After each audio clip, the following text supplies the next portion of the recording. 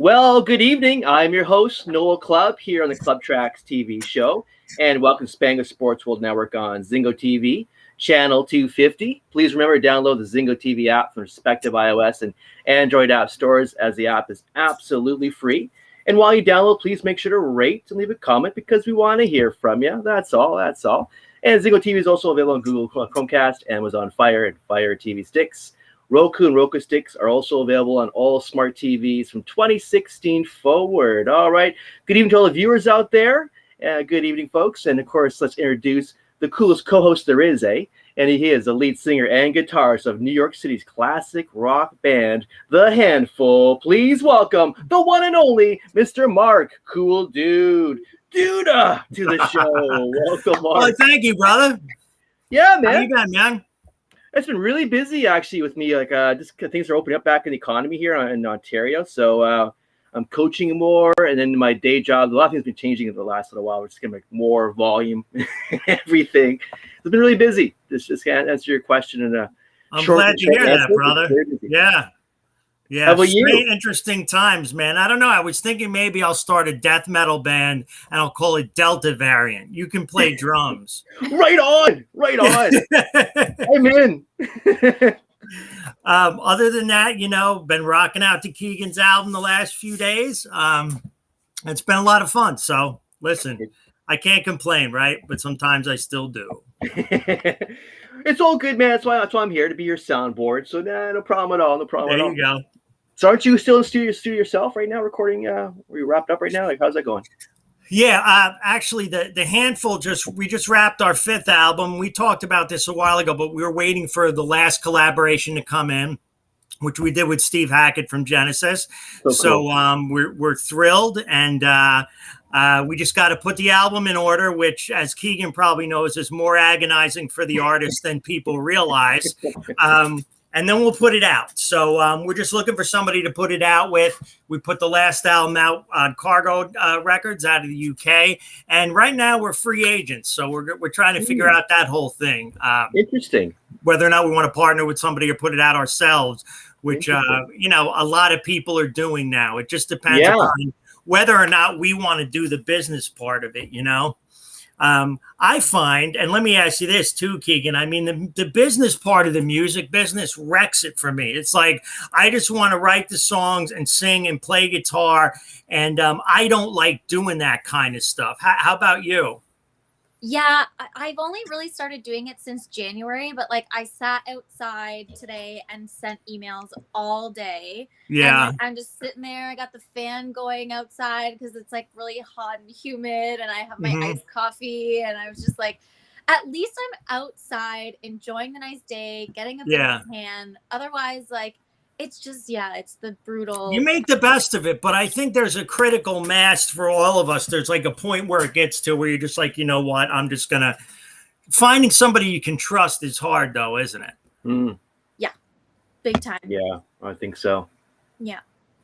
Yeah. Now, do you find any of the producers or agents or people you work with or trying to change your sound or get you to look a certain way or take you in a musical direction you don't want to go? Or do you just not tolerate that in general? I've never had anyone really be like, I want to be really invested in your music career, and here are the things you should change. If anybody ever says they want to be involved, it's usually because they like what's kind of going on. But right on. I did used to get a lot of people being like, oh yeah, like we should like work together and stuff. And I'd be like, cool, sick. Yeah, let's like collaborate on something. Let's write a song together.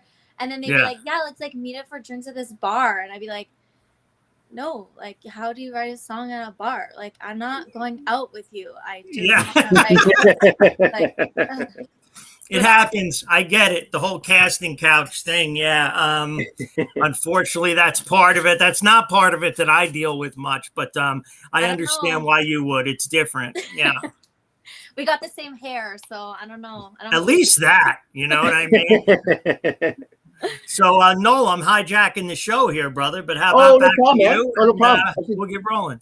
It's all good. I should do my proper host thing here and introduce our guest here, which I did not do earlier, but here we go. She is an actress, a filmmaker, and a Canadian singer and songwriter. And last month, she did release her EP, Out of My Head. So please welcome officially here on the show, Keegan Chambers. Welcome, Keegan. Thank you for having me. I'm stoked to be here chatting with you guys.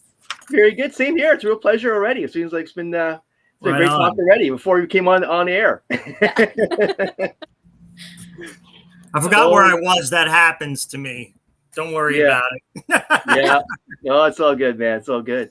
But I gotta ask you, Keegan, so whereabouts you from originally? So I'm from, if you live in Etobicoke, you probably know Ontario. So I'm from a small town just northeast of Peterborough called Havelock. Oh, yes, I do know very well. If you like country music, you'll know of the Havelock Jamboree. That's pretty much the only thing that town has going on for it. We got our we got Tim Hortons for the first time like a few years ago. So it's like big deal, one stoplight town. So that's where I'm from originally, but because my parents split up when I was so little and my mom moved to the city, I went to school in like Newmarket and Aurora area. Oh, nice. I still live myself in Newmarket. That's really nice place. Yeah, nice city. Totally. And growing too. My God, it's really expanded since I was there last. Yeah, every time I go, I'm like, what is happening? At least Main Street is still kind of chilling. Yeah, it's still kind of same a little bit. We go drive down the Yonge Street there. You can still see the same old like buildings, plus the mall still there, expanding and growing as usual. But totally. Yeah, I always love Newmarket. It's a nice city. Yeah. Very nice, quaint place. Yeah. So growing up, you come out of a musical family for you when you're growing up? Yeah, I did. My dad, he would get drunk and play the accordion. That was his musical talent. But he had to be pretty drunk to be convinced to do it. But my grandfather played the accordion pretty seriously, and some other instruments. My grandparents are on my dad's side are Irish. So, okay. Yeah, so lots of Irish folk music and stuff like that. But also just always lots of tunes playing. And again, because my parents split up, I used to my uncle would drive me from Newmarket to Havelock to see my dad every other weekend. And we would exclusively listen to classic rock. So I think that's part of how I got into music. Cause my uncle was she sings along to these songs and she's good. So we should do something about that, I think. And then I started taking private lessons, and it was always encouraged. Oh, really? It's very supportive family then overall. Yeah, for sure. Oh, that's huge. That's a huge difference right there. Yeah. Absolutely. So who are your early musical influences for you growing up? Well, the first album I ever bought with my own money was Alanis Morissette's Jagged Little Pill. Oh, very good. Nice record. Listening to it in the house, and I was like, what is this? I love it. And then I would say the other albums that I had on repeat were Christina Aguilera's Stripped and Leanne Womack's I Hope You Dance. So definitely a variety of influences. And then of course just classic rock on the radio was my fave. Oh, very good, very good. So any bands from the 70s or 60s that kind of captivated your attention the most? Classic rock genre? It's funny because we would listen and we would sing along to the songs, my uncle and I, but he would never be oh, this is this band, this is who sings for them. There was no educational part of it. So my boyfriend always makes fun of me because he's how do you know all the songs, but you have no idea who they are? And no knowledge whatsoever. I'm the worst for that. But I have to say one of my faves is Kim Mitchell. I love Kim Mitchell. We love Kim Mitchell here too.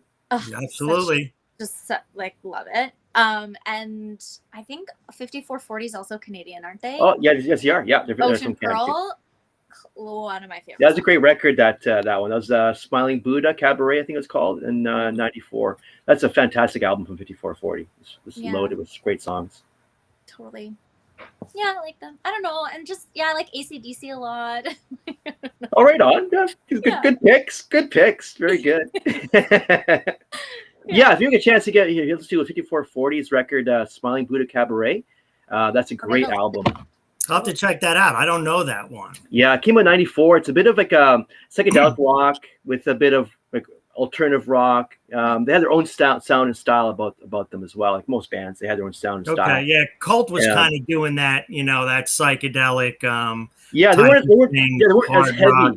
Yeah, they weren't as heavy as a Cult. Gotcha. Yeah, they weren't as heavy as Cult. They're a little more mainstream. I don't want to say call them pop because they're not pop, but they're not as heavy as a Cult. Yeah, like Najuan we had on a couple of weeks ago. They kind of had that psychedelic tinge. They weren't quite as heavy. I can dig it. Yeah. Yeah. All right, cool, man. I love checking out new stuff. So that's a good part of the show. Exactly. We listen to things, we hear and find out about all kinds of things that we might not ordinarily have heard. So that's really cool. Yeah. Bonus. Repertoire.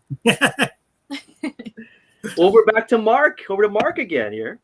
Yeah. So Keegan, when I was just kind of doing a little research from the show and listening to what was out there by you, the EP you put out in 19, I guess it's Live Off the Floor, right? Yeah. It's very different than the new collection, Out of My Mind. And so I was wondering, is this sort of an evolution of where your sound's going? Or are you just trying different things? Definitely an evolution. I think part of the reason why we did the acoustic EP was because I just like, when you have songs and you're like, okay, let's like do something with them. Like they're just going to sit in the voice notes app on my phone forever if we don't do something. And I was nannying at the time and they were going away and they asked if I could house sit for the weekend. And I was like, can I shoot a music video here? Because they were renting this like really old, they were in the process of moving. They were renting this amazing old house in Toronto and it had the most beautiful, like, I mean, you saw the videos. So like, just good stuff. I was like, let's get some vintage couches in here. I love doing set design. So I just like invited everyone over. We set up the mics and we just went for it. And yeah. That's cool. Yeah, but this is definitely the sound moving forward, I would say, is like pop rock with like subtle country undertones because I can't help it because that's where I'm from. And then, the odd, like occasional fun dance pop song. Yeah, it's got some heavy guitars in it that kind of, and I'm used to, I mean, people, that sort of the synthy type of stuff being mixed with the heavier rock. I mean, I hear that in, anything from Billy Idol to David Bowie to even more modern stuff. But back in the day, those guys were doing that sort of thing. So, so that's cool. I get what you're doing there. Now, was there something that informed your sound to get heavier? In other words, what was it about these songs that made you want to give them that sort of treatment? I think the plan was always to be a rock musician. I think the acoustic thing, people keep being like, it's so weird. Like you have the acoustic EP and people think you're an acoustic artist. Like, why would you put that out at all?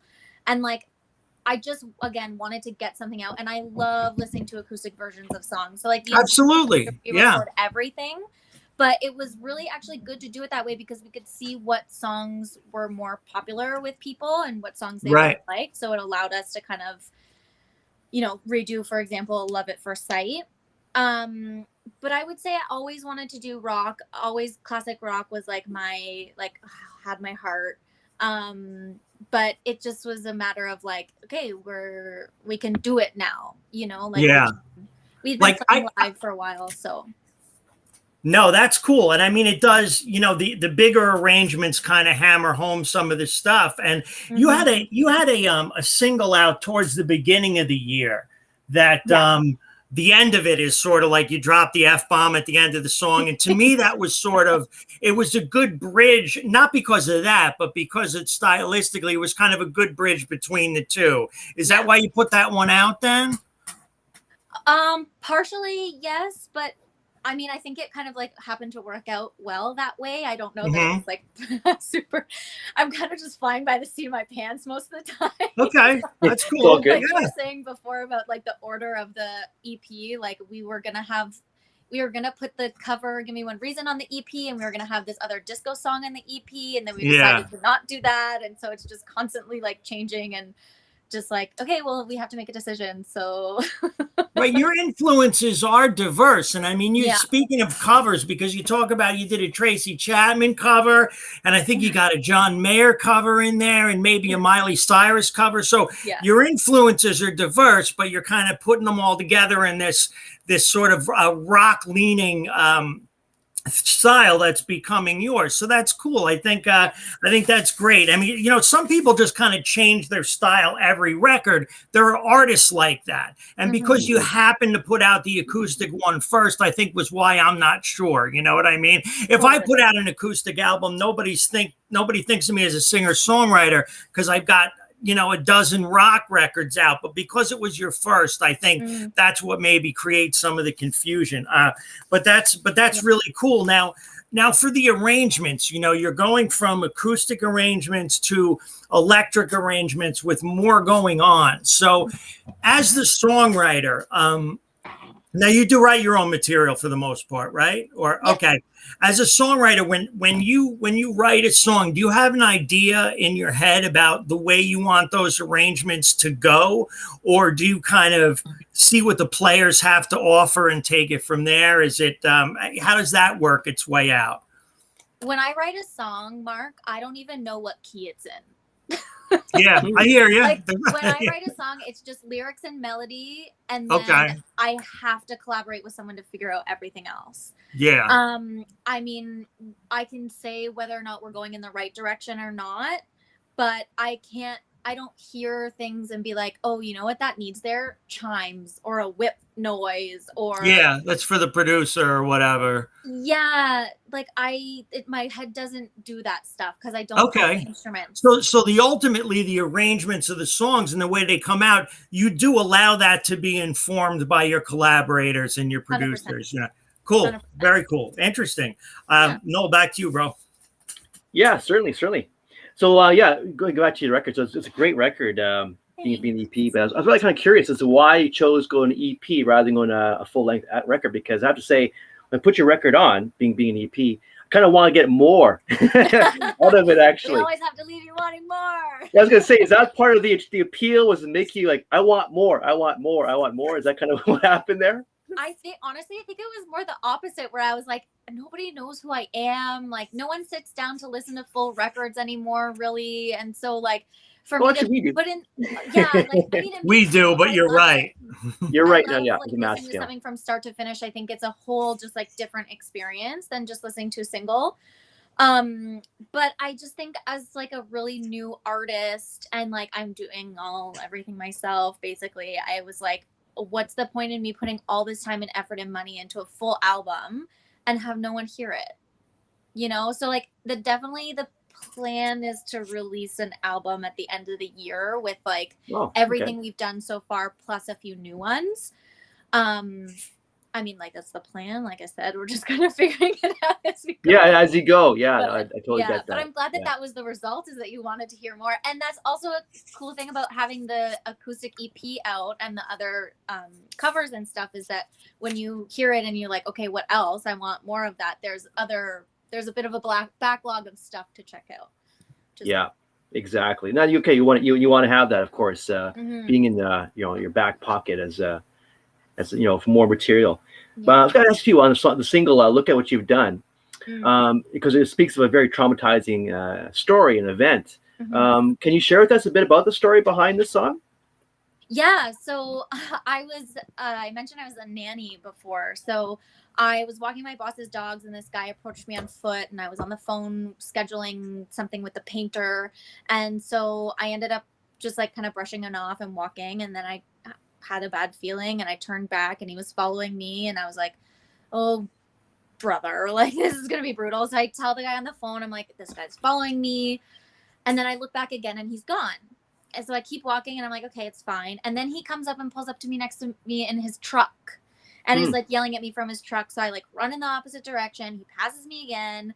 I run in another direction. He passes me again. And I'm just like trying to run away from this guy, because it was also only like, I don't know, 2 or 3 weeks after the Toronto van attack.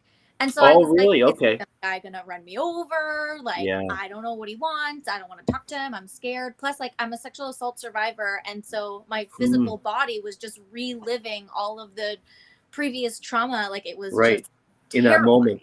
Yeah. Yeah. So then I saw he went down the street. I knew it was a dead end road, and I went inside because I didn't want him to see what house I went into. Right. Yeah. Right.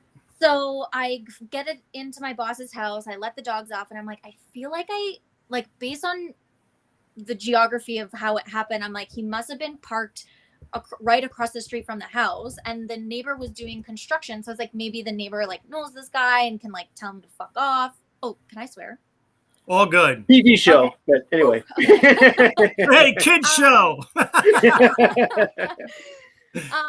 And so I go to the neighbors and I'm standing there and I'm like looking over my shoulder to see if he's going to come back and pass me again. And sure enough, he does. So I jump in the neighbor's bushes after ringing the doorbell, and he opens the door and I come out of the bushes. I look like a raccoon. I'm bawling my eyes out. And he's like, oh my God, come inside. Like, what's going on? And so I tell him, so he's like, you need to call the cops and report it. So I did. And they were like, do you know his license plate? Obviously not. I was running for my life. I didn't stop to pencil down his license plate. Mm-hmm. But I was on the phone with the painter. The painter calls me after I get off the phone with the cops, and he says, I got his license plate number. And I'm like, sick. He's like, the guy was getting gas at this gas station based on your description of the vehicle. Like, it was a blue, like, messed up pickup truck. Like, you could not miss it. So I call the cops back, and they're like, well, because you didn't get it and it's like hearsay and it's like not 100%, we can't take that license plate number. So I go to the gas station. All of a sudden, I'm a police detective. I go to the gas station. I ask to see their security footage. I confirm that it's the vehicle.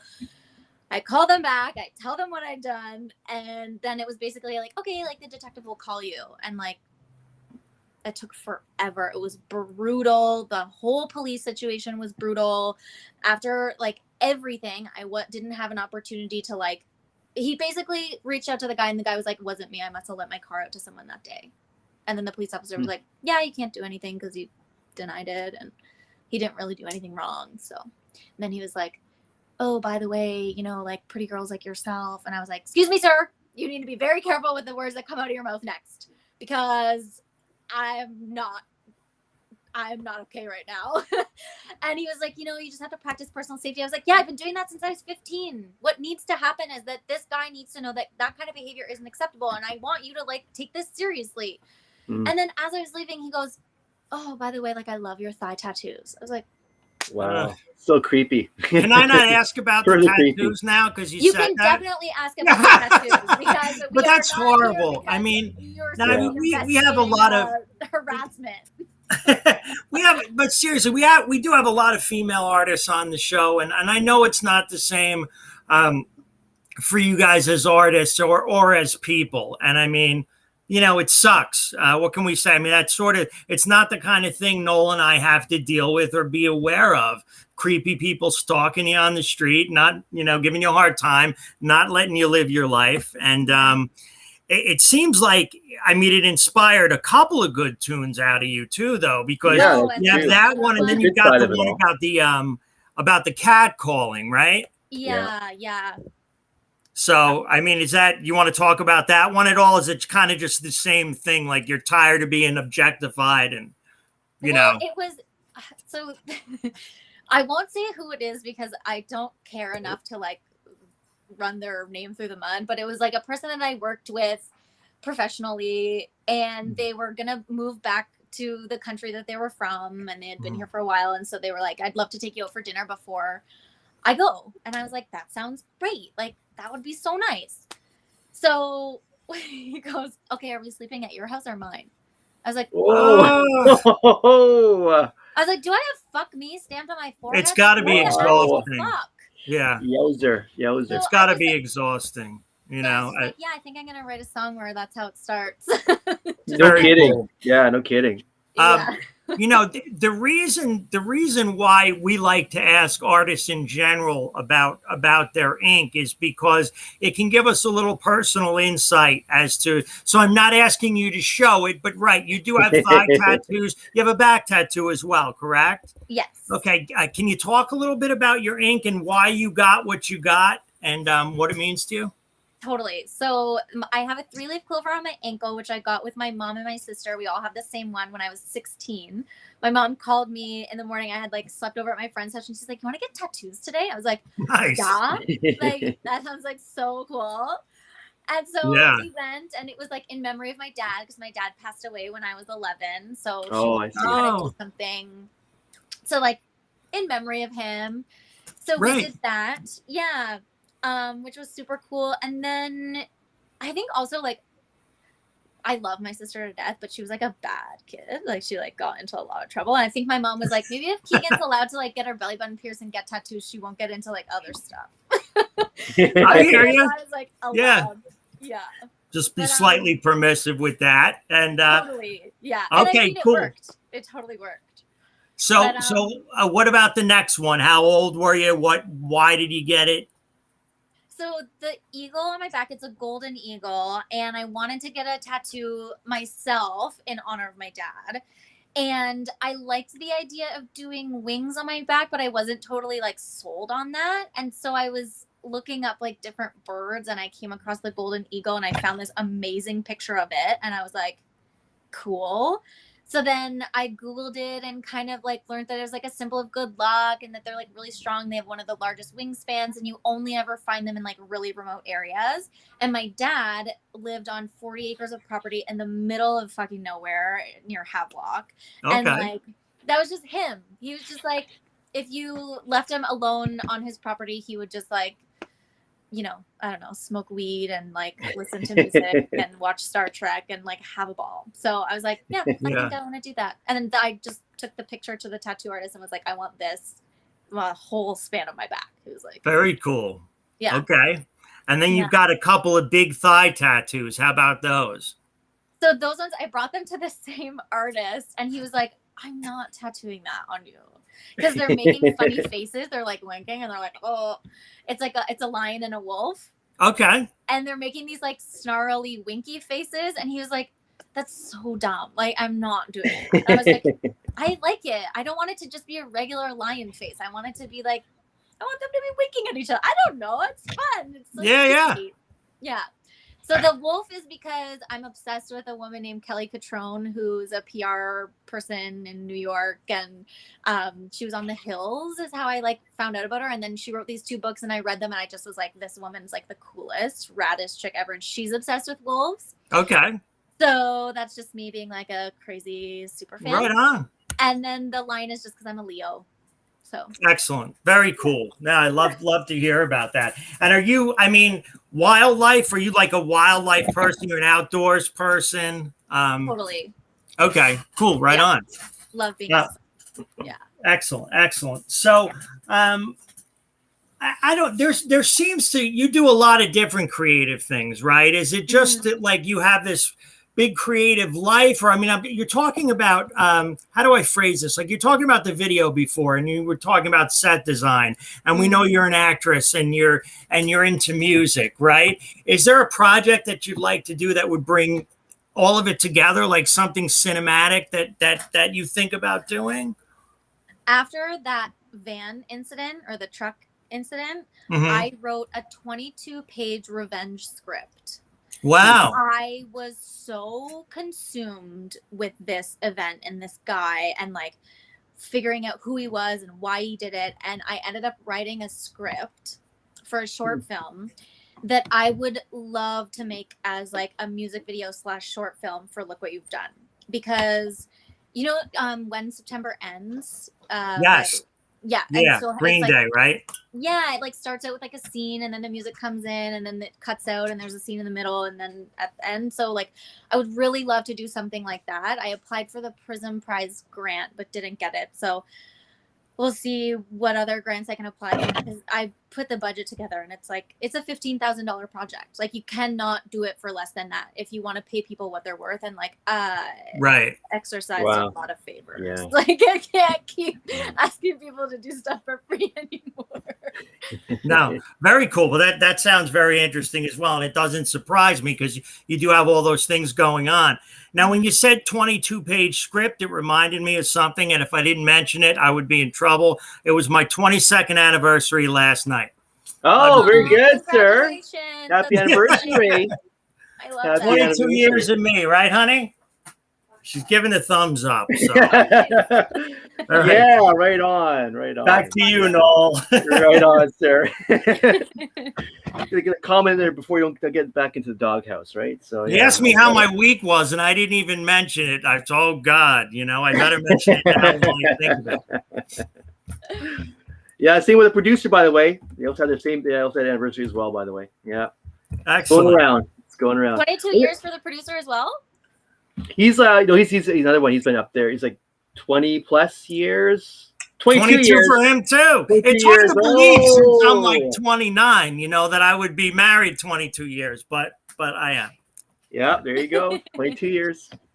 July 1st. That's awesome. I love it. Yeah, very cool. Yeah. So mine was yesterday. All right, Noel, back to you, brother. Yeah, back at me here again. So I love your Alan Cross story. I was reading up on your bio, and that's a great story. Right? He sent the wrong MP3. He receives it. He wants the song. He puts it on, and you still got to get on the show, regardless of being like the wrong track you want him to hear. So how did that all work out? How'd you meet? What was it like to meet? And what was it like to be on that show? So I actually didn't meet him until the other day. I asked if he would do like a Zoom call with me because I was just like, look, you know what the industry's all about. Like, if I could just like talk to you for like a few minutes and ask you like, what am I not doing? What am I doing right? What opportunities am I missing? Like, I just want to make sure I'm like ticking off all the boxes and doing everything I possibly can to give my music the best chance. Yeah. So, but anyways, so I emailed him because he has a blog called a journal musical journal of things, something like that. Yeah. And so I submitted it to him because I wanted him to put it on the blog. I had no idea he had a show on 102.1 The Edge. So he emailed me back and he's like, yeah, like I'll see what I can do about getting it on 102.1 The Edge. And I was like, excuse me, what? He goes, yeah, just send me the MP3. And I'm like, okay. And I like rushed in and I like sent it off and I was like, oh my God, this is so cool. I typed up an email. I sent it to everyone I know. I was like, guys, I'm going to be on the radio. I was so excited. And, it's like middle of winter. And so I'm like, I want to like be listening to it outside so we can go in the car and so we can like see it come up on the thing. And like, I was so excited. So just sitting there waiting and he introduces me and he goes, and this is her new single, Midnight Sky. And I was like, what? My jaw just dropped and I was like,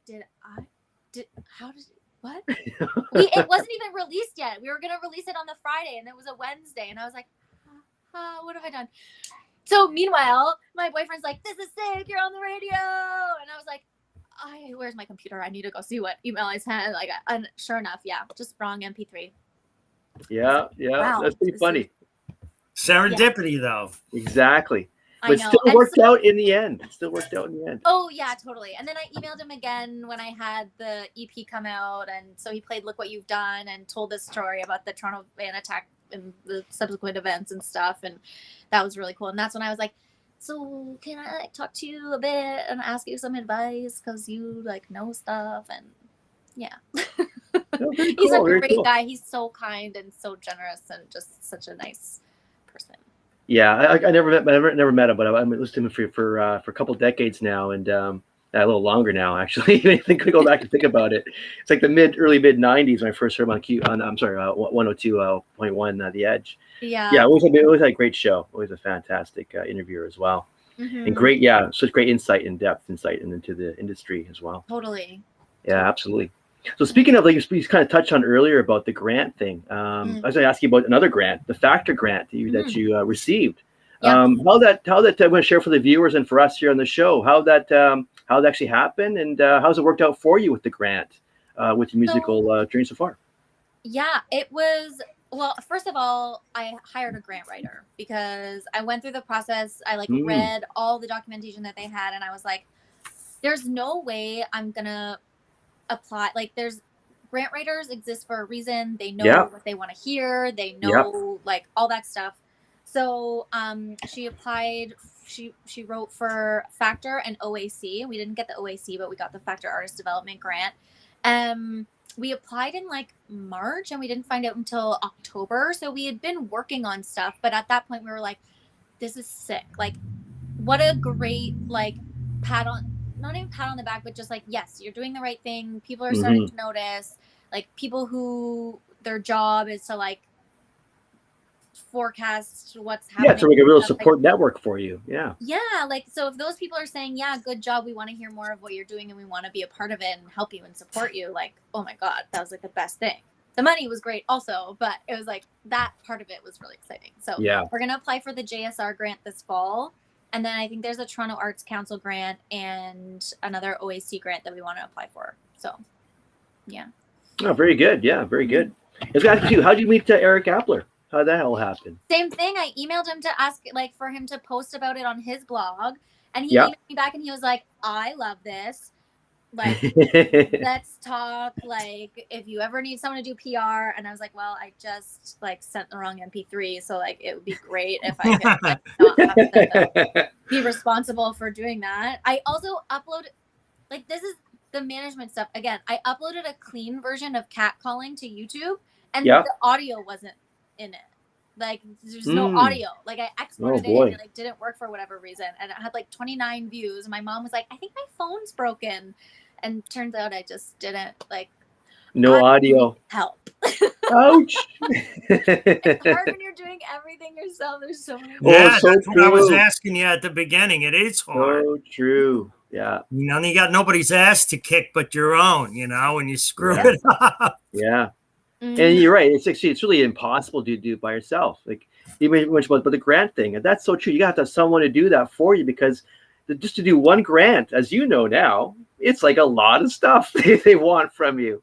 You got to go eat. Got to speak the language. Got to speak the language that like you're saying. You got to what they want to hear. Yeah, and same with the Prison Prize grant. Like, I wish that I could be like, "Okay, what did you not like?" Because I asked the grant writer that I used before if she would do it, and she was like, "I don't really know that one, so I don't want to take your money to do it because I don't have any insight." So, yeah, I just like did it myself, and I like worked so hard on the treatment. I like worked so hard on the budget. It was like so much work. And I was like, for sure, like, how can they not like, and I mean, I know every artist thinks that, but I was just like, this is like, we're going to do this big, you know, production thing. And I just was like, yeah, I wish I just knew what was wrong so I could fix it and apply again. You know what I mean? But they don't. And I know exactly what you're talking about. For sure. Yeah. And how's the song so far? The reception for your look at what you've done so far. How's that song kind of been received so far? Being a single. I would say so far so good. I think the general consensus, and I'm glad that it comes off that way, because it's like, it's really heavy content. If you like actually listen to the words. So yeah, it is heavy content.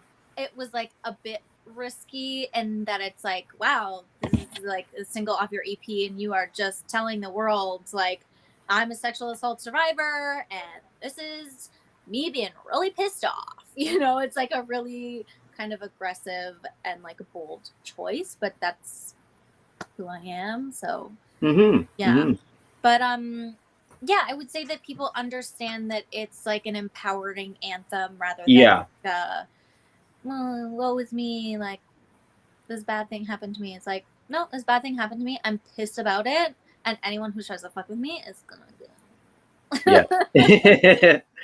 No, but here, but the bottom line here is about the empowering message. You know how to you overcome that stuff, and that's the whole point. You know, that's life. We'll have our challenges and things that come up out of nowhere.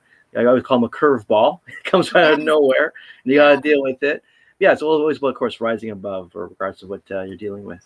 Yeah, absolutely. And I hear from other women who've been like, "Wow, like, can't like really good on you for sharing your story, and like it helps me and that kind of stuff." But I have friends too where they're like, haven't even told me, but they have made it clear that they've gone through something like that, but they're not open to sharing it with their friends. They're not open to sharing it with anyone, and like. Yeah, when I sent off the treatment for that song to the Prison Prize grant, I was like, this is like the first, like, I'm just telling a bunch of strangers my like most deepest, darkest, like most, not, I'm going to say shameful because I have felt shame about it in the past. I'm in a different place now, but like, yeah, it's a really personal thing to just send to a bunch of strangers. And now that it's out in the world and I'm just like out talking about it, it's like, it's a lot. Yeah, but you know, it's kind of like being an artist, though. That's kind of what you're doing. You're like expressing your creativity through your experiences, really, essentially. So, no, to me, it's all actually very good, and it's also very exciting. It's very empowering because you're going to create that awareness for other women out there that it's okay, and you know, it's just you'll get through it. We're not to worry. Yeah, and it's okay to be angry. It's okay to feel all the feelings. It's okay. It's all healthy. It's all healthy. Work through it, and it's a process. It is a process. Yeah. Yeah. I totally agree. Well, hey, back over to Mark, eh? Yeah, I just on that last topic, I think, Keegan, it's a really good song. And so all the best songs, there's something about them which makes them relatable, right? It's not just your story, but somebody else is going to hear a piece of them or their lives in it. And, I know that women deal with crap like that all the time. And guys like that, we don't even really think about it. But I listen, my wife's gorgeous. It happens, right? Guys can be creeps. So yeah, I do think that's empowering and it's commendable as well. So having said that, I think, you've got this, the cover of your album, almost like the cover of your EP, that visual sort of foretells what you're going to hear on it, right? And so you're not trying to sell sex. You're not dainty. It's a tough image. It's a killer photograph, but I mean, it's a tough image, and you dress tough. And you've got the logo. I thought was really cool. The key gun, like I get the play on words, right? I get the play on words, but it's empowering. It's, that gun is you, right? That's yours. How did that come about? I mean, I think that's a really cool visual, and it makes sense to you for a bunch of reasons. Sort of the art direction with your logo, with the record. Is that you? Did you work with other people to do that? It's definitely me, but my boyfriend's gonna love to hear that you love the album cover, because we fought about what to use, and he was like, it has to be this one, and I was like really, like, it has to be. And then we had to like Photoshop the background because it wasn't like wide enough, and I was like, I don't know Photoshop, and I'm not paying someone to just pick a picture that it's very cool. But he was like, this picture says what the music is, and that's the important thing. So that's true. It's powerful. It's angular. It's, it's tough. It's you're in a dominant position. So I thought that was pretty cool. It's part of it. I mean, we had a guest come on not long ago that talked about, people can buy your records, they can download their music, and they can hear you. But when they come to see you live, they come to see you. Right. So what can we expect in your live show promoting this new music and this sort of updated style? Well, I really have to say, I have no plans right now for doing live shows, because I don't know, things are kind of opening up here in Ontario. Right. But I don't really know what's happening. So I need to I need to find a drummer, because I don't have a drummer right now. And then we need to get into... Oh my God, do you want to be my drummer? Hey! Well, yes, I am. But yeah, we need to get in, we need to practice, we need to rehearse, we need to do all that stuff. But I mean, say there was no COVID, right? And you're gonna go out and you're gonna. I mean, it seems like you're working consistently enough that you may have something else out before you play live, right? You have so much going on, but ideally, what kind of band would you go out? Like, would you have a drummer? Would you have a live guitar player? Would you do it with backing beats? How would you ideally want to represent this live? So it's gotta be a guitarist, a bassist, a drummer, and then I think we're gonna have to play along to a track as well, because of all the electronic stuff that's happening. Yes. I don't play guitar, so I mean, it would be sick if I could have a second guitar player, but I'm not. Yeah, of course. Greedy, I guess. I don't know. I'm just we guitar players figure that out too. I mean, you can use a pedal to play your rhythm track and play over it. You'd be surprised at how resourceful us rockers can be.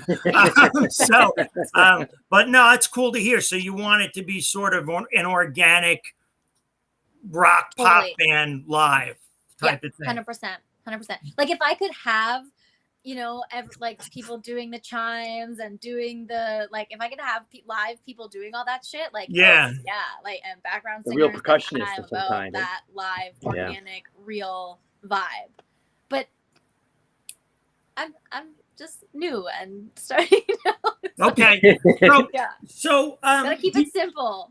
Yeah. No, I get it. And so as a creative person, did you start out expressing yourself in acting or music, or how did you first sort of express yourself artistically? It was music first, for sure. Okay. But then when it came time to go to high school, I could either go to a school that was focused on the arts, or I could continue at a different school with French immersion. And I was only like 14 years old, but I was like making the responsible choice. So I went to French immersion. So music kind of wasn't a thing for me for a while, because I like got a part-time job at, in hospitality. It was like a takeout girl at Socialet, and doing like being in high school, and music kind of fell to the wayside. And then when I went to university to continue studying languages, I ended up going to an audition by accident, because I thought it was for music. It just said like audition 7 p.m. room C34, and I was like, oh cool, it's got to be something music related for sure. Like I didn't even think about the fact that it could be anything else. So I go, and the lady's sitting out, and she's like, okay, did you prepare a monologue? And I was like, a what? And she's like, okay, you can just pick one from the table, and like whenever you're ready, you can go in. And I was like, huh? So I'm looking, and I find one from Clueless, and I like love that movie. So it's the scene where she's explaining, or she's comparing immigration to like people RSVPing to her dad's birthday party. Yes. And so I go and I do it, and then it just so happened that like a few people were because it's was for the Fringe Festival. So the way that it works is like in the audition room is like every director from like all the plays, all the short films, all that stuff is there. Cool. And then they like get to pick who they want after. So one of the directors came running out after my audition and was like, you have to be in my movie. You have to be in my movie. And I was like, are you me? Are you sure you're not want to run after the other person who probably has more experience? I've never done this before. I don't know what I'm doing. He's like, nope, you have to have this role. It's perfect for you. And I was like, all right then. And then it just kind of snowballed from there. And I decided that I would drop out of school. Well, I didn't drop out. I did graduate with my general BA with no designation. Okay. But then I went to Toronto and was like, I'm going to do acting. I'm going to be an actress. And then I just kind of fell back into music a bit. I started, because of the sexual assault stuff, I was going to therapy, and I started writing a lot more. Just like journaling was part of the like exercise process. And then I just started writing like poems and started kind of like singing to them. And I bought a keyboard to do covers. And then I was like, this is kind of interesting, cool stuff happening. And then eventually I was like, I have songs. Like, I want to do something with them. We'll see, maybe nothing will come of it, but why not? And then from there, it's just also snowballed. And now I'm like, I realize I don't like auditioning at all. So I left my agent. Like, I cannot go into another audition for like, we're looking for a flair bartender, and they give you a pepper grinder and a reusable water bottle. And I'm like, let's see what you got. I'm like,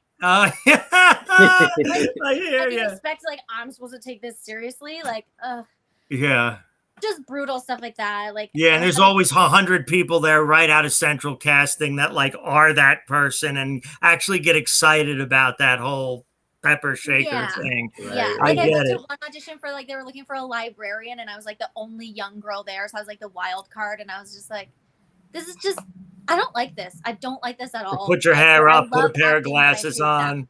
So then I've just been focusing on music since then. I was like, I'll just put all of my efforts into this. And did that surprise people in your life when you decided to do that after doing a bunch of movies and stuff? No? People have always been telling me I needed to pick one. They're like, you can't do both. And all the time I was like, I like both. Of course you can. No. You can. Yeah. Yeah, it's true. But I think because it's been something that's been music's been a part of my life since I was a child, I think that people were not surprised that, I went that route. They did. So you feel most at home there. I mean, did it, speaking of the surprise thing, I mean, did it surprise anybody when you released this EP that it was as rock oriented as it was? As it is? No, because like most people who know me have seen me play live, and when it's live, it's more rock. Like we'd never done it. Okay. So I think with the acoustic stuff, people were like, "Is this the kind of music when that was the anomaly?" Yeah. Okay. Yeah. So I think people like knew that was what the sound was going to be. But like for example, the melody of the chorus of Catcalling changed a bit, and I was hanging out with my girlfriend yesterday, and she was like, I don't like that it's different. I got used to singing it like that. It's different now. Please record it the original way. So like things like that changed. Or like for example, Catcalling and Devil's Kisses sounded like pretty much identical. until Daniel was like, okay, we need to make them sound a bit different. And like Devil's Kisses went more of the country route. So that too, Devil's Kisses like, is my favorite one on it. Nice. Yeah, same here, guys. Yeah, same here. Yeah, same with you, bro. Yeah, so let's talk about that. Sure. Let's back it up a little bit, and let's talk about Devil's Kisses for a minute. What inspired that song? How did it come about? Well, so what inspired it was a conversation with my aunt. She was telling me she's had like a string of really bad jobs, like just working with really bad people and like not enjoying her work. She's also done everything from like working with chiropractic to designing kitchens to becoming a welder. Like she's done it all. And we were talking about that one day, and she was like, oh, I just feel like I made a deal with the devil when my daughter was born, because I was like, I don't care about anything in my whole life. My career could be a disaster. As long as my kid's happy and healthy, that's all that matters. She's like, I think I made a bad decision that day when I said that. Because you do want more after a while. I have 2 beautiful children, and I would say that's what I want most, but I wouldn't be at peace with only that. Well. So yeah, that doesn't surprise me. That's kind of what inspired it, and then I could kind of put my own spin on it, and that it kind of just kind of happened that way. And did you? I mean, because it's rock, and I mean, it does have that sort of tinge, the countryish tinge to it, but it's still a rockin' song. Was that informed at all by? I know you're working with a producer. Is the producer the guitarist as well? The producer's the bassist. Oh, okay. Oh, is he? Okay. Yeah. Okay. Yeah. And do you have the same band on the whole record? You kind of pretty much. I mean, I know what I'm getting at is there's a consistent sound. So is it like the same guitar player, the same core people you pretty much use? Yeah. So yes, in that yes, and then we have different features. Like Spencer Levon and Johnny Nesta did guitar features. Right. Interesting. So yeah, so it was nice to be able to collaborate with them. Like we would have never been able to collaborate with Johnny because he would have been on tour with Skullfist or whatever. So it was cool that like some people were like home and not busy and they were open to collaborating. Yes. And then Daniel also used to work with Jack Lenz. And so his son H.E.R is a professional composer, and so he also worked on some of the songs. So it's just a big collaboration of just people and sending it to them and being like, can you help? Yeah, that's awesome. Can you do the thing you do best? Right, but now you'll start writing songs after having worked with these people. I mean, I find this what happens, and you start to hear like, "Ooh, I could hear H.E.R playing on this," or you know, I could, yeah. So that's very cool. So I mean, so would you say that the pandemic kind of broadened some of your professional relationships in that sense? Oh, big time. Yeah, totally. Excellent. I didn't know Noel before the pandemic. So exactly. That's cool. Exactly. I was a guest on this show to start. So that's right. Yeah, I mean, I just think like it's interesting to talk to different creative people because we all were kind of scrambling about what we were going to do with this creative energy when the pandemic hit, right? Absolutely. Very well put. Did you write a lot of songs? Did you do a lot of writing during the pandemic? I know you did some recording. Do you have some more stuff ready to go? Are we going to see another release coming up? I have a single coming out on Friday. Ah, you do? awesome. Oh, very good. And it's not on the new EP. It's just a totally separate. That's awesome. Very good. It's like a really funky disco track. Which very is like cool. Totally not the EP. It's totally not rock. But yeah, it just kind of ended up having like a really serious disco vibe, and it's really fun. Yeah. Oh, cool. It's all good. It's called What I Wouldn't Do. It's kind of where it took. Well, it's great because if it didn't fit on the EP, you know, that's another thing. Like, you know, I like the album format, but let's face it, I'm a middle-aged dude. So right now, I know people are much more into the singles, the EPs, the short hits, the easily digestible bits, and it's definitely a way for you to get a new sound out there like that without a lot of heavy lifting. That's cool. Yeah, totally. Yeah, right on. Well, you guys are out of time here, so I'm going to ask Keegan, where can we find more on you on social media before you go? If you go to keeganchambers.com, you will find everything under the sun. You could Google Keegan Chambers and all my stuff comes up. And then on social media, most of my social media handles are at the Keegster. So that's me. That's where you find it. Excellent. Well, hey, what a pleasure it was having you on the show here tonight. Real pleasure. Pleasure. Thank you Great so conversation. much for having me and for your kind words about the music. I really, really appreciate it. Yeah, it's terrific. It's terrific. Great And thanks so much for coming on. Stay in touch. Let us know how you're doing. Exactly. Totally. Stay in touch. Yeah. And great EP. It was great listening. And looking forward to your new single coming on Friday and more great stuff in the future. So Turn it up. Turn it up. That's right. Turn it up. So people there at home, check out Spank Sports Network and Zingo TV for all the news. Watch it, hear it, read it, love it. Guys, we'll see you soon, real soon. Take care. All the very best. Thanks, Keegan. Thank you, Keegan. Thank you, Mark. See you guys.